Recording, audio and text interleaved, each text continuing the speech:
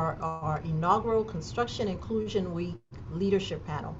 Our topic today is leadership, commitment, accountability for diversity, equity, and inclusion. My name is Marjorie St. Ellen, Diversity, Equity, and Inclusion Regional Manager at Turner Construction, and today I have the pleasure of being both your host and your moderator. So thank you for your continued support on the topic of diversity, equity, and inclusion in the construction industry. I'm looking forward to hearing your input on this important topic, and I'm excited to be part of today's conversation. A little background. Construction Inclusion Week is an effort to harness the collective power of general contractors, specialty contractors, subcontractors, suppliers, business leaders, and owners, like the ones we're going to be introducing today. They came together for a single purpose. How do we identify ways to advance diversity, equity, and inclusion in the construction industry? So to achieve that, we must understand our industry. So according to a recent study published by Building Construction, New York Building Construction Outlook Report, published in February 2021, the survey showed that the New York City construction industry is both young and diverse. What does that look like? Well, women make up 9.5% of the workforce. 63.8% of the workforce identifies themselves as non-white. 74.6% of the workers are between the age of 25 and 54 years old. And lastly, 75.8% of the workers are blue collar. So with that being said, let me introduce our leaders today in the construction industry who are here to share their important perspective on this topic. First off, Mr. Pat DiFilippo, our Executive Vice President at Turner Construction Company. Ms. Nina Kabuta, President and CEO at New York City School Construction Authority. Ms. Aislinn McGuire, Esquire, the General Counsel for the Contractors Association of Greater New York. Mr. Anthony Mann, Tony, President and CEO of EJ Electrical Installation Company, and Mr. Stephen Sumner, Executive General Manager and President of the New York Construction over at Lendlease. So with that, let's start off with our first question. So based on these demographics, ladies and gentlemen, what is your company's commitment to building a diverse and inclusive, equitable environment? This question is open to all. Marjorie, I'll jump into that one. I'm in a slightly different position because my company is a law firm, but it's still a company. I think that one of the things that we have started doing that we had not historically done was making sure that we're working with several different recruiters when we are hiring and letting those recruiters know that we want a diverse pool of applicants. So that we're not working with one recruiter, which I think is important, and also making it clear that our expectation is that they'll be sending us people that are all genders and races and not one type of person. Great, I'll jump in if you're done. So EJ is definitely committed to diversity, inclusion, and an equitable environment. And we look at both the field and the office. And one thing we've done is we've formed a committee to just focus on this in our company. So we have some great individuals throughout the company that are focused. And the next is we've looked at, how do we change the unconscious bias that exists out there, and it's really through managing it through training, because we really need to educate everyone. And part of that is we've become a Turner industry champion and a co-learning partner. It's a great program that Turner has, and we're proud to be part of it. And second is we've hired our own consultant to train across all our divisions at EJ. Both these things are making people more conscious of what they can be doing and trying to change the whole culture. And then, overall for the commitment, it's really about safety. People in our industry always look at safety as the most important thing. But here it's, psychological safety. And we need a safe work environment for everyone out there.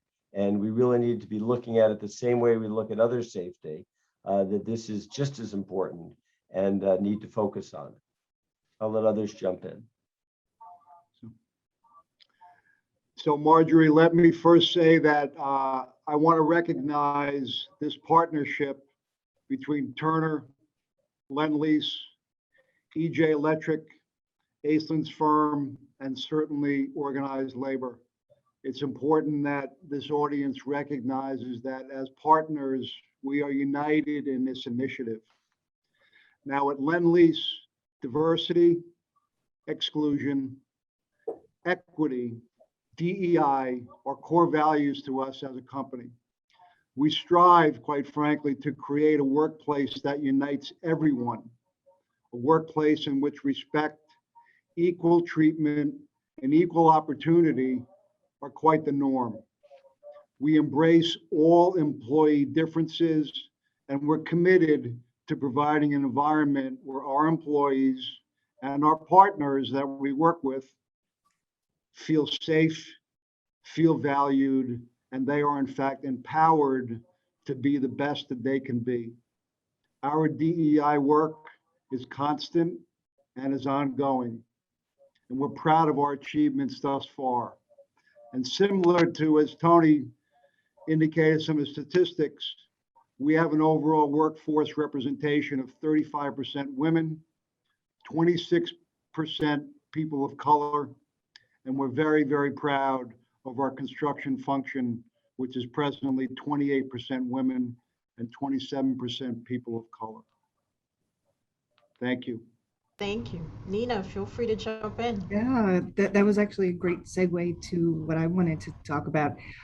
So I can talk about what we're doing internally in a few minutes, but I think for this section, I'd like to talk about what we're doing with our contractors. And one of the SCA's strongest core values is our commitment to our MWLB contractors. Continually developing a larger and more diverse group of contractors who can bid on our work helps us to deliver better projects more efficiently while providing opportunities for all. So to that end, we've been incredibly successful in increasing participation of minority-owned businesses by providing a framework for eligible businesses to develop and grow within the construction industry and establish long-term business relationships with the SCA.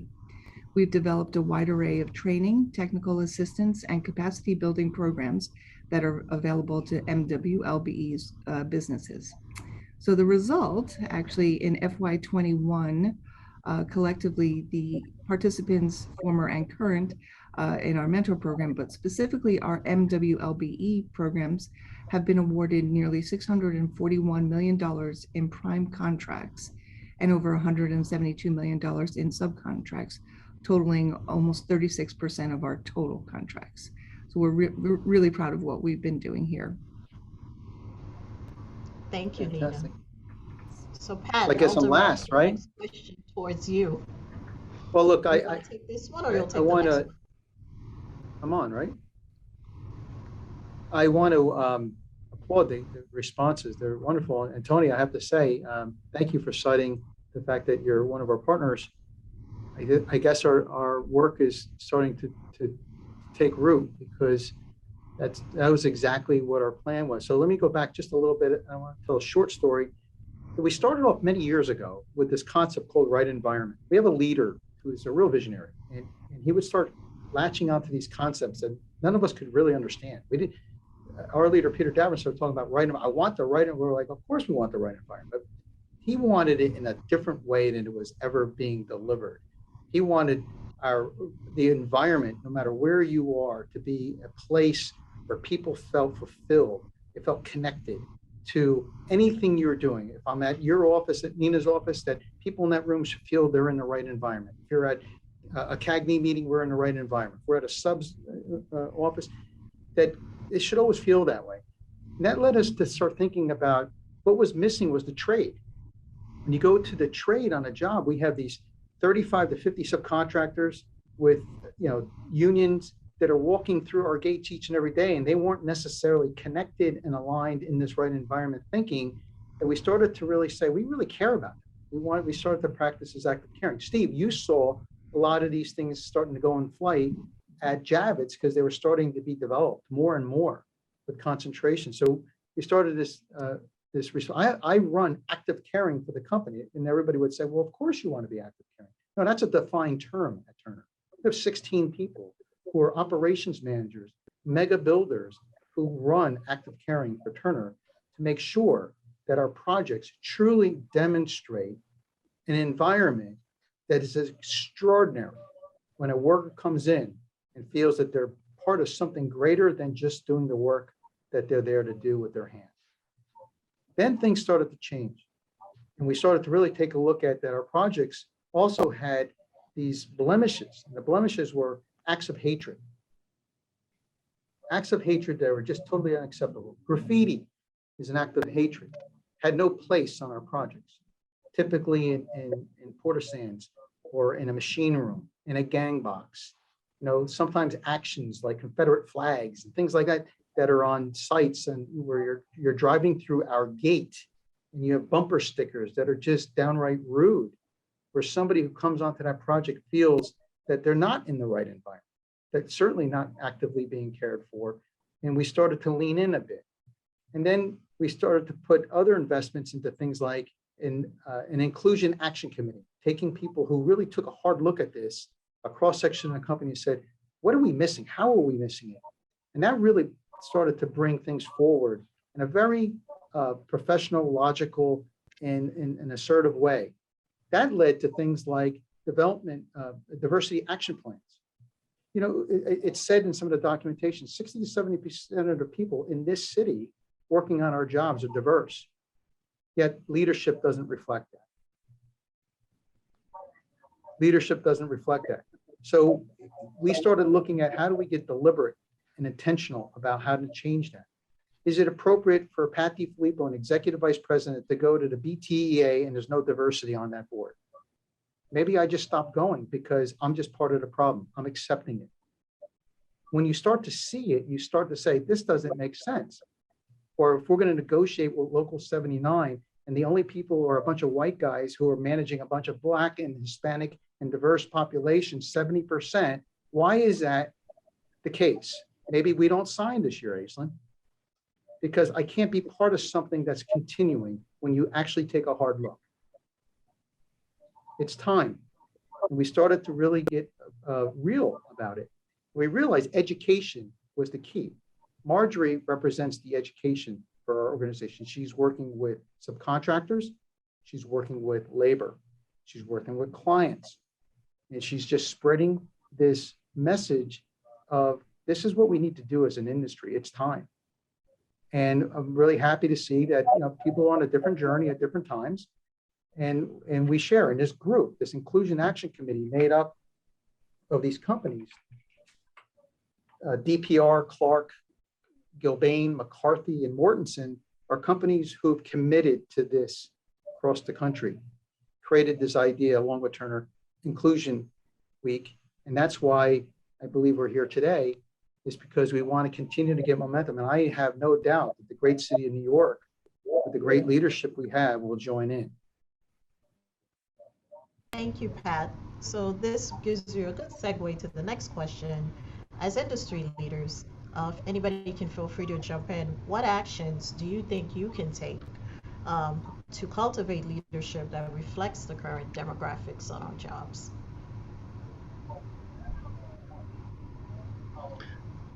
Tony, you want me to go first, Tony? Yep, you go, Steve. Okay. So, it's really quite an interesting question about how to cultivate leaders and leadership to reflect the current demographics. And really from our perspective, an important action item that we have initiated at Lend-Lease is really to build and strengthen a pipeline of diverse talent to our construction industry from the bottom up, right? from those new employees that are coming into our organization, in addition to those leaders that we have. But as it relates to the new employees coming into Lend-Lease, we have a signature pipeline program. Okay, we call it the Cornerstone Graduate Program, which we established, quite frankly, about 6 or 7 years ago. And this program literally feeds talent primarily to our construction function. And I'm pleased to say that we currently have a program in this Cornerstone graduate that is 57% women and 28% persons of color. So this is one of the initiatives that Lend-Lease has in an effort to start building that future talent from the individuals that are coming into the organization today. And certainly with the strong, diverse cohort of entering talent, it's our goal to develop and retain that talent, preparing them to be future leaders in our organization in this industry. So Thanks. Aislinn, thank you, Steve. Thanks. Yeah, I'll jump Oh, in. go ahead, Tony. So following up on both Pat's and Steve's comments, a couple of things, to what we can do in the industry is really, taking a stance like everyone here today is. And it means standing up and really acknowledging where the issues are and finding corrective solutions.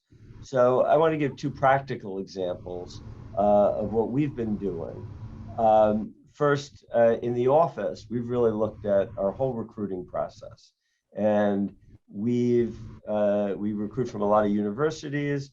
We've changed that mix now based on their diversity, because we've realized that if we're recruiting from an institution that doesn't have a diverse student population, we're not going to help change the leadership issue that's out there. So we've been proactive in that. And as part of the recruiting, we get many more people, a diverse group from our organization involved in the recruiting. And we talk about it and discuss, the issue that's out there. And being proactive has really helped us change the long-term pipeline, as Steve was talking about, on what we're doing. And in that aspect, we're also, part of, different organizations that are helping with that. An example is New, which Pat heads up, and, a great organization that, is bringing women, diverse women into the industry. And it ranges from that to, ACE mentorship, finding, younger people who we can interest in the industry. And then on the other side in the field, wanted to share an example. It was quoted before, the diverse field that we all have, but that leadership is not as diverse. And it was brought to my attention about 5 years ago. And, I'm proud to say, Local 3 brought it up, and the New York Electrical Contractors has jumped in and is working in partnership to solve it. And when it was brought to my attention, honestly, I wasn't aware of it. And, you asked what we can do as an industry, we need to make people aware, because a lot of people still aren't aware of the issue. In our industry, we've made everyone aware. And we have a committee in our association that I'm part of that we meet and we get in touch with each contractor to discuss, leadership and how we get to where we want to be. And over 5 years, through engaging our general superintendent and being proactive in reaching out to candidates that could be supervisors, we've changed our numbers. And, we look at the numbers, and every year they've gotten better. So we see that results can happen if, we take a stance, we educate people, and it works. That was Thank great, you, Tony. Tony. I think it's it's really interesting. It's both identifying your source and how to retain the talent once you've identified a source for recruiting. So I think identifying and developing relationships with historically Black colleges and universities, which I know is something that Turner is doing, and I'm sure other companies as well. And I think also recruiting from all women colleges. I mean, there are still a number of them out there. So that's another way. And then it really is about creating a caring culture and a culture of inclusion, so that you can retain that talent. Because I think something that we've heard over the years and that we are starting to see change in is that it's one thing to create a diverse workforce, but keeping that workforce diverse is the challenge. So this is an incredible first step in doing that. I think having this kind of week, like we've had safety weeks, is really important because, as Tony said, and as we've identified, this is directly linked to safety. So not just recruiting, but maintaining a diverse workforce is critical to the success of all of our companies. And this is a part of that, having this dialogue, drawing attention to it, and making it a priority are, I think, important factors in realizing that goal. Thank you, Aislinn. I know you have to run because of a prior commitment, but I have one question for you before you go. As the attorney in the group, what challenges do you think we face in embracing diversity, equity, and inclusion?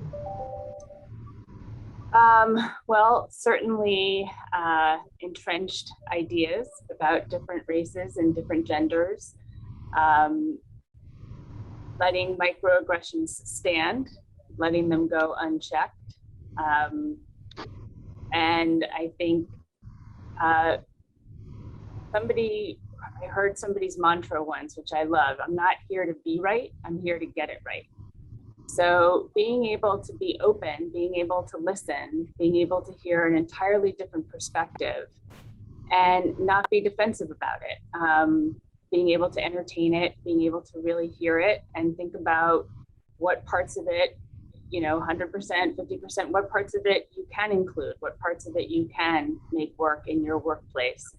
I know, particularly when we're talking about construction, there are stereotypes about what women can and can't do on a construction site. There are stereotypes about women in math and science and engineering. There are stereotypes about minorities in math and science and engineering. We have to let that go. We have to just be open to taking each individual as they present themselves and allowing them to, and creating an environment where they feel supported so that they can be their best self and deliver an amazing product for us. Thank you, Aislinn. Nina, as an owner of the SCA, as a president, how has your organization utilized its power to bring forth diversity, not only internally, but in inclusion, but externally as well? And then, gentlemen, you can go after Nina. Thanks for that. Yeah, so I think you're right. It is definitely two different parts, but they do intertwine. So externally, we have at the SCA a mentor and a graduate mentor program where we offer a variety of training and workshops and technical assistance designed to provide MWLB contractors with tailored support while building the necessary skills to increase business capacity with the SCA and the public sector. The key to the successes of our program is that participants are trained and mentored while they're competitively bidding and working on specific projects that are linked to the program. So, mentoring contractors that have never competed for or performed work in the public sector requires commitment, teamwork, and dedicated resources.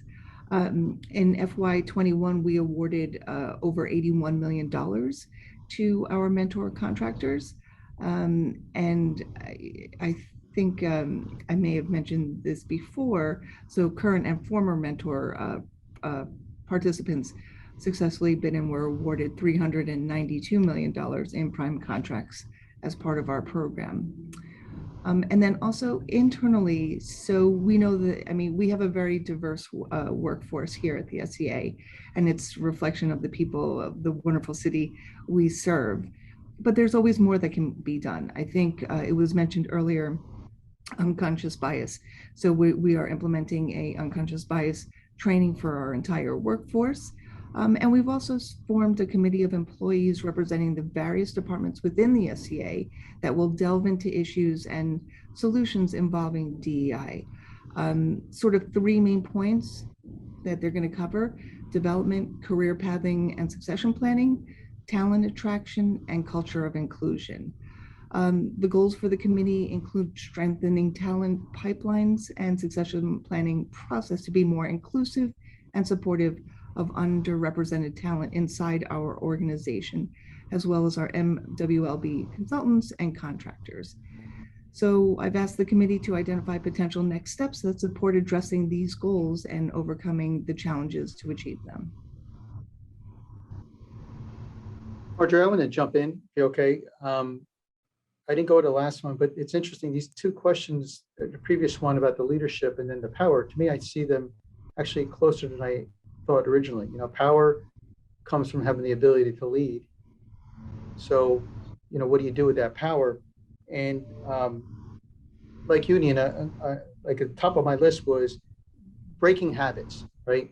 How do you break these habits that we have that we're so accustomed to, that some of them we know and some of them we just unconsciously don't know? And unconscious bias definitely is like one of the first stops. You know, when you take that unconscious training and you realize, I remember having our instructor talk about when you have your phone, if your phone's not working properly and you go into a Verizon store and there's 13 people, who are you going to pick to fix your phone? And it's a very diverse group. Usually you pick the person who looks like you. You do the test, that's what will happen. Probably the wrong person. You'll find that maybe it's somebody you didn't pick unconsciously and deliberately, but didn't pick because they didn't look like you, didn't speak like you, didn't act like you, didn't dress like you, didn't look like your kids or your nephews or your cousins, right? So that's a big piece. And we definitely, we could use that, whether we're doing that at Turner, we could use that in the industry. There is a group of individuals in our industry right now who couldn't benefit from unconscious bias. Another thing that's really interesting is a courageous conversation, really learning how to communicate with others who may not have had the exact experience you've had, and trying to truly understand what it's like to leave a diverse community, a Black community, and come into perhaps a very non-diverse community in your own organizations. Most of us pretty much have that. And try to understand the expectations that they have of us and we have of them. And really trying to connect that into a way with a different conversation. So we've started this courageous conversation. Then really understanding white privilege. White privilege is really a challenge. I'll give you an example of it, right? How many times has any one of us got a resume from a friend whose kid's graduating from a very good college, doesn't have a job, but is going to get a job? And they're not coming from those challenges, perhaps, that a diverse population or a diverse community may have. But they're going to get that job. And we continue to propel that. I myself have stopped doing that. I don't take those resumes anymore. Sure, I'll get your kid a job. Sure, friend, just, you know, I've hired people, I've never met these kids. They come up to me and thank me, and I didn't even know who they were. And then on top of that, you have clients' kids, you have your friends' kids, you got the kids who parents work for the company.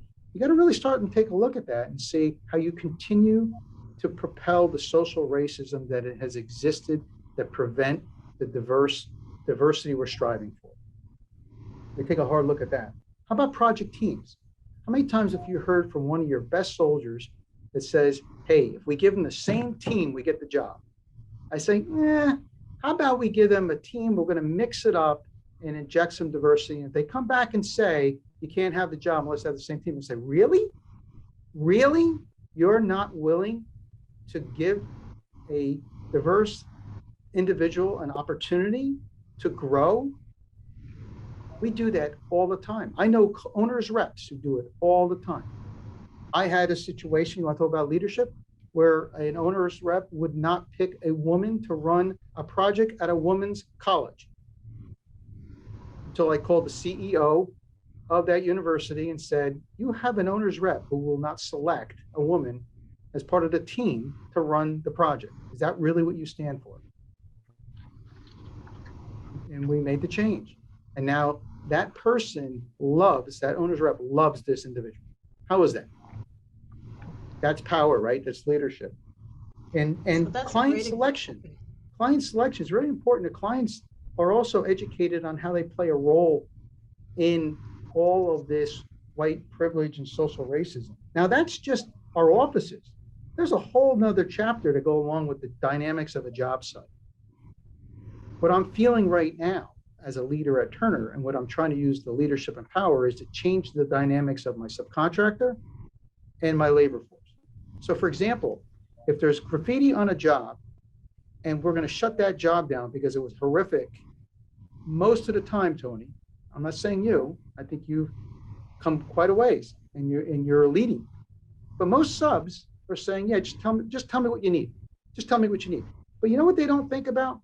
What I think about is how my people feel, my Turner people, my own employees who collect the check, how they feel about a noose or some horrific language, whether you're a woman or diverse, how they feel when they go to work the next day. Yet I have subcontractors leadership who doesn't worry about their own paid employees, how they feel about their own paid. Where's their DE&I leadership showing up to console their own employees?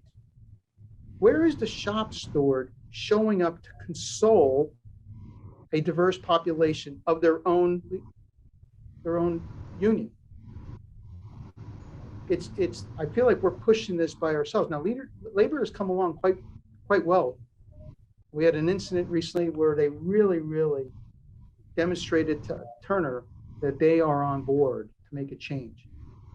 And I think we need all three parties, the GC, the CM, the sub, and labor together to share in how we make sure that that environment represents exactly what we're talking about. And you can only do that with leadership. You can only do it with the power of the leadership. Thank you, Pat. So as we get ready to wrap up our discussion, I have a really thought-provoking question for you all, and everyone feel free to jump in. What are your thoughts on Construction Inclusion Week? We know this is the inaugural one, and as a leader going forward, how is this going to impact you as you make decisions about your leadership, your internal leadership? We talked about succession planning. We talked about giving people other opportunities. How do we move forward in a positive way? Steve? So my thoughts on Construction Inclusion Week are certainly all positive, okay? When we look at the journey that Turner, Lend-Lease, EJ has gone in the industry and made huge strides as it relates to safety, and the initiatives that we have put forward as a company and as an industry are really significant. So certainly Construction Inclusion Week gives greater visibility to an area in this industry and us as a society that needs to be addressed. Ensuring representation for equal opportunities for women, persons of color, in both a cultural position, which I talked about, recruitment, talent development, and external efforts in our relationships with our industry partners and our clients. Thank you, Steve. Tony or Nina, take a stab at it. So I think it's a good check-in point, right? But the point is that we should be doing this all year long, right? We should be, it reaffirms our commitment to increase our diverse pool of businesses that we've been able to develop and nurture and help to grow. Excuse me. So, but again, it's a maybe a good check-in point to say, what have you actually accomplished? What goals have you set throughout the year, and what have you been able to accomplish? And if you haven't accomplished all your goals, what can you do in the upcoming months or within the next year before it's sort of the next check-in point to say, this is where I need to strengthen some of my resources to accomplish what I set out to do. And that's what I plan on doing, continue to lead my team at the SCA and advance our strategy to boost our business climate for everyone and spur, private sector growth while rebuilding our infrastructure. And so I'm so glad to be a part of this, and thank you for including me. Thank you, That's Nina. that's great, Nina. I too, get very excited about Construction Inclusion Week. As I talked earlier, we've had Safety Week. This is bringing it to a new level, and there's really, three key things that I think about.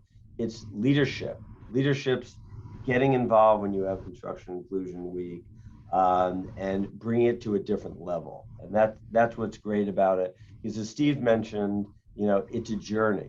This is about, leadership and the growth, because we have to continue on the journey every day. And it's commitment. People are taking a public stance on being committed to this, and people are seeing that everyone's standing up and being committed. And then, as Nina said, the accountability. We can't just be committed. We have to be accountable. So, Nina was talking about setting the goals and being accountable to them, each one of our organizations, and holding our industry responsible to be accountable. So this is a great thing, and thank you also for having me as part of this panel.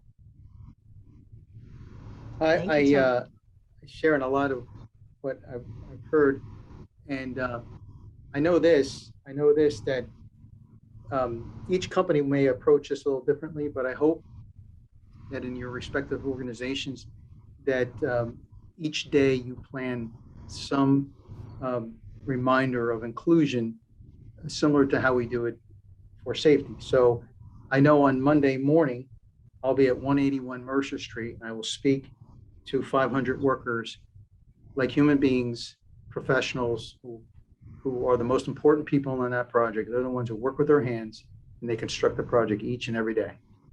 They are our guests in our home. We welcome them. We want them to have a safe place to have their meals. We want them warm in the winter, cool in the summer. We want that extraordinary environment to be respected by all. And when we take the time to remind them how important it is that we're all welcome here, we're all welcome here. And if you feel an act of hatred or it doesn't work for you, then you don't have to be here, right? But for all those, and most of them are, we welcome you here. The goal, though, if you think about it, is as a leader in demonstrating this each and every day, is to add more partners. Today, Inclusion Week will probably not be our best moment in terms of the high water mark, but it'll be where we start, knowing where we're going. And that is to get this entire industry of New York City on board with Inclusion Week to share in much the same approach on how we're going to do exactly what you said, Nina. Eliminate the word weak and eliminate the word inclusion, and just make this construction industry the greatest industry that it is, where everyone gets to share equally and with the same equity as we move forward for the next 100 years. Thank you, everyone, for your wonderful feedback. I have to say, like I say to our unions that I interact with, like I say to our trade partners, we cannot do this without you. We need your leadership, we need your commitment, and I hope next year in Construction Inclusion Week, all of you will be part of the banner and you'll be part of the partnership along with us. We appreciate every single one of you, and have a wonderful rest of the week. Thank you. Thank you. Thank you. Take care. Thank you, everyone. Bye now.